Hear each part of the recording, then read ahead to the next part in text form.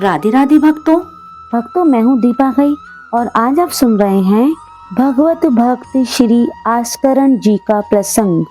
भक्त श्री आस्करण जी धर्मशील और सद्गुरुओं की सीमा थे। आप अमेर नरेश श्री पृथ्वीराज के पौत्र श्री भीमसेन जी के पुत्र स्वामी श्री कीलादेव जी के शिष्य थे। ये सदाचार का पालन करने में परम चतुर थे। आपकी वाणी निर्मल थी। आपने अनेक पदों की रचना की। आप शूरवीर, धीर, गंभीर, उदार, विनयी, बड़कपन आदि से युक्त तथा भक्तों में श्रेष्ठ थे। कर्मवंशीय श्री आस्करण जी सीतापति श्री रामचंद्र और राधापति श्री कृष्णचंद्र दोनों की नियम पूर्वक सेवा भजन करते थे। जिन दोनों ठाकुरों के नाम में मोहन शब्द जुड़ा है, ऐसे श्री जानकी मोहन और श्री राधा मोहन, इन दोनों इष्ट स्वरूपों के श्री चरण कमलों की आशा करने वाले श्री आस्करण जी का सुयश सर्वत्र फैला गया। मनुष्यों में श्रेष्ठ श्री आस्करण जी नववर गण के राजा थे। आप मनमोहन भगवान को मन में धारण करके 4 घंटे तक लगातार मंदिर में रहकर प्रेम पूर्वक उनकी सेवा करते थे। उस समय द्वार पर चौकीदार को बैठा देते, कोई भीतर जाने नहीं पाता। इस प्रकार आपकी बुद्धि सेवा में भली भांति रम गई थी। एक बार किसी आवश्यक कार्य से नवरगण में दिल्ली का बादशाह आया और उसने अपने सेवकों से कहा कि आस्करण जी को शीघ्र ही बुलवा लाओ। फिर लोग आए तो उस समय ये मंदिर में थे। अतः बादशाह के दूतों की बात यहाँ किसी ने भी नहीं सुनी। पहरेदारों ने आस्करण जी को सूचना देने से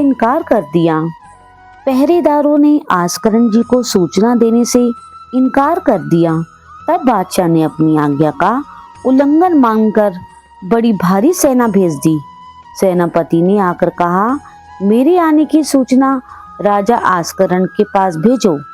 इस बात को भी सुनकर लोगों ने टाल दिया। सेवा में विघ्न, भय से सूचना न दी, अब क्या होगा, यह विचार कर लोगों के मन में बड़ी घबराहट पैदा हो गई।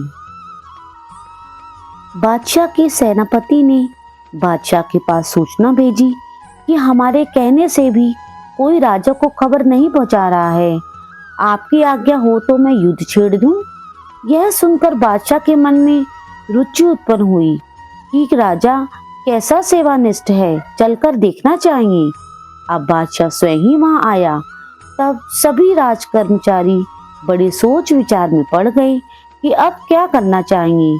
उन लोगों ने बादशाह से कहा, हम राजा की आज्ञा का उल्लंघन करके वहां नहीं जा सकते हैं और न कुछ सूचना भी दे सकते हैं।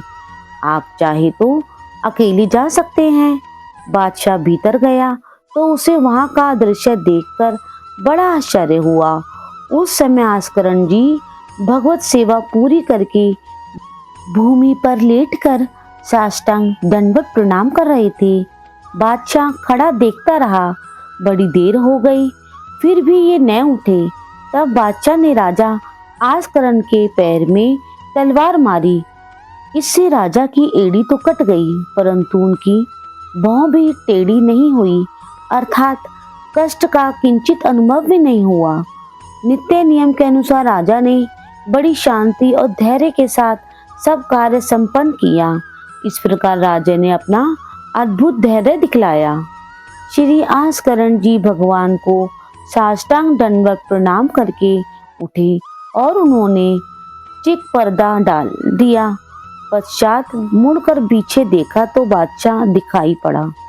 श्री आस्करण जी भगवान को साष्टांग दंडवत प्रणाम करके उठे और उन्होंने चिक पर्दा डाल दिया। पश्चात मुड़कर पीछे देखा तो बादशाह दिखाई पड़ा। तब इन्होंने शिष्टाचार के अनुसार उसे जोहार सलाम किया।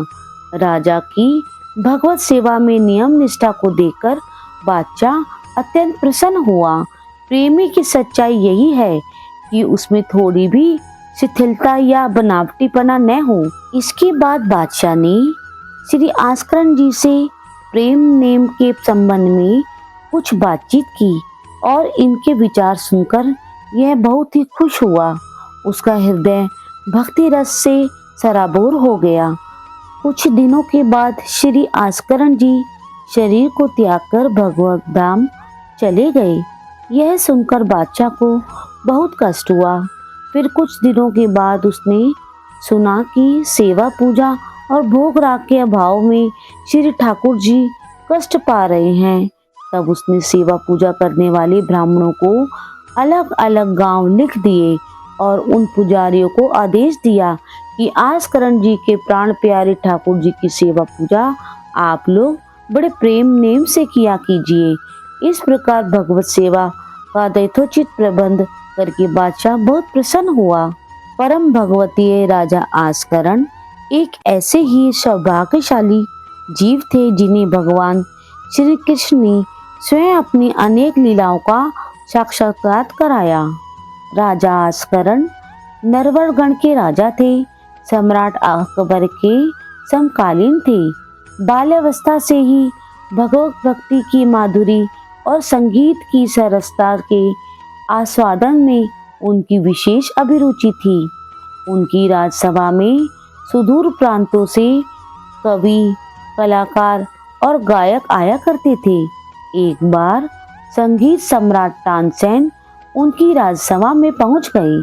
उनकी संगीत माधुरी से राजा आस्करण भाव निमग्न हो गए और मंत्र मुग्ध की तरह उनका विष्णु पद सुनने लगे। तानसेन गोविंद स्वामी का पद गा रहे थे। भाव यह था कि शरद रात्रि की दिव्य ज्योत्सना में श्री कृष्ण राधा जी के साथ बैठकर रस भरी बातें कर रहे हैं। शीतल मंद सुगंध समीर बह रहा था। कोयल मीठी बोली बोल रही है तथा भौरे नव निकुंज की कलिकाओं का रसास्वादन कर रहे हैं। राजा आस्करण पद सुनते सुनते ध्यानस्थ हो गए। वे तानसेन के साथ गोविंद स्वामी का दर्शन करने के लिए ब्रज आए। अपार समृद्धि, विशाल राजप्रसाद, असीम अधिकार पर लात मारकर राजा आस्करण ने भगवान श्री कृष्ण की सभा के गायक से मिलने में गौरव अनुभूति की। गोकुल पहुंचकर तानसेन की प्रेरणा से उन्होंने उनके साथ ही वे नवनीत प्रिय के दर्शन के लिए गए। उस समय गोविंद स्वामी नवनीत प्रिय के सामने कीर्तन कर रहे थे। सावन का महीना था। मल्हार की सरसता मंदिर में पूर्ण रूप से प्रभावित हो रही थी। राजा ने समझ लिया कि गोविंद स्वामी ही गा रहे हैं। वे पद का भाव चिंतन करने लगे। नयन बंद थे। राजा ने ध्यान में मग्न होकर देखा कि परम पवित्र कालिंदी के तट पर श्री राधा कृष्ण कुसुम चयन कर रहे हैं। आकाश में काली काली घटाएं उमड़ रही हैं। कुछ बूंदें भी पड़ने लगी हैं। नंद नंदन राधा रानी के साथ वंशी वट की ओर जा रहे हैं। उनका पीत पट लहरा रहा है।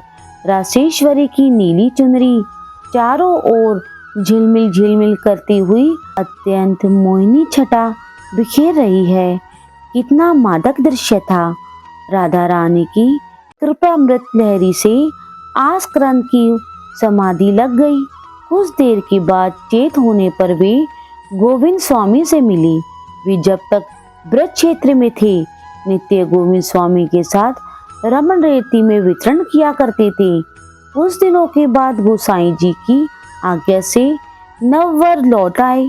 गुरु ने उनको मदन मोहन जी की सेवा सौंपी थी। नरवर आने पर उन्होंने राजकार्य का भार दीवान की देखरेख में सौंप दिया। भगवान की सेवा में उनके दिन बीतने लगे। उनकी मानसी सेवा सिद्ध थी। उनका मन राजपद से ऊब गया था। राजा आस्करण को राज सुख अधिक दिनों तक मोह में न रख सका। वे तो भगवान के सच्चे भक्त थे।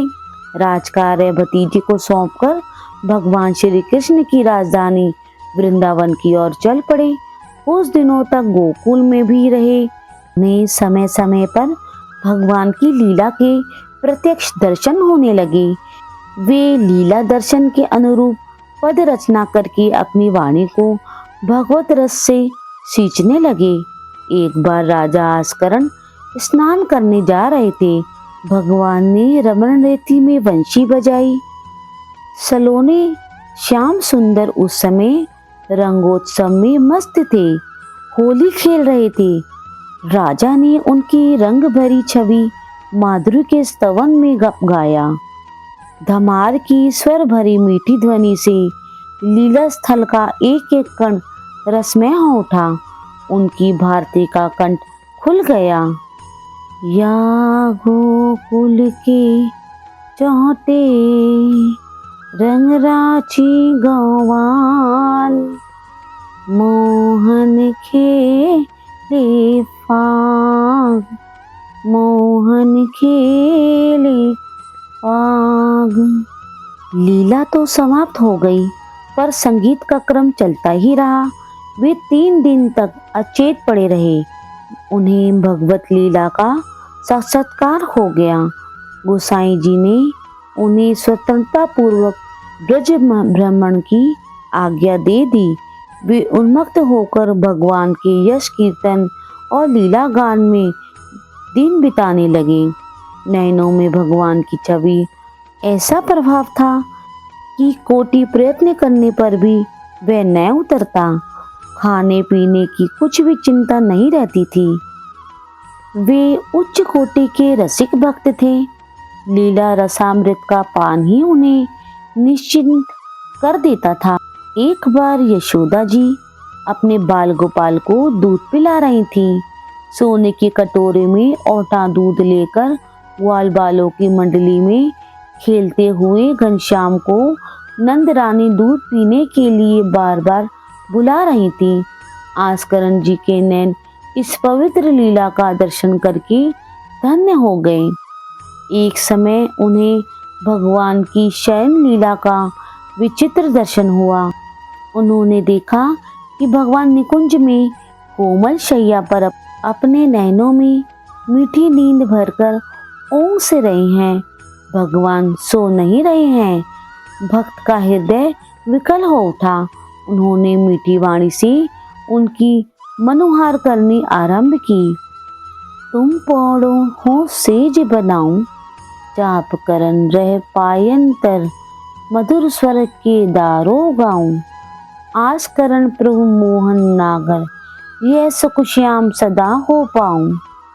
भगवान भक्त की प्रसन्नता के लिए सो गए। आस्करण उनके मुख की माधुरी में लीन हो गई। इसी तरह उन्हें सदा भगवान की लीला के दर्शन होते रहते थे। राजा आस्करण वास्तव में राजश्री थे। वे भगवान के लीला गायक, रसिक कवि और अनन्य भक्त थे। भक्तों, आप इसी प्रकार भगवत कथाएं सुनने के लिए आप हमारे चैनल को लाइक करो, शेयर करो और सब्सक्राइब करो और कमेंट्स में राधे राधे जरूर लिखें।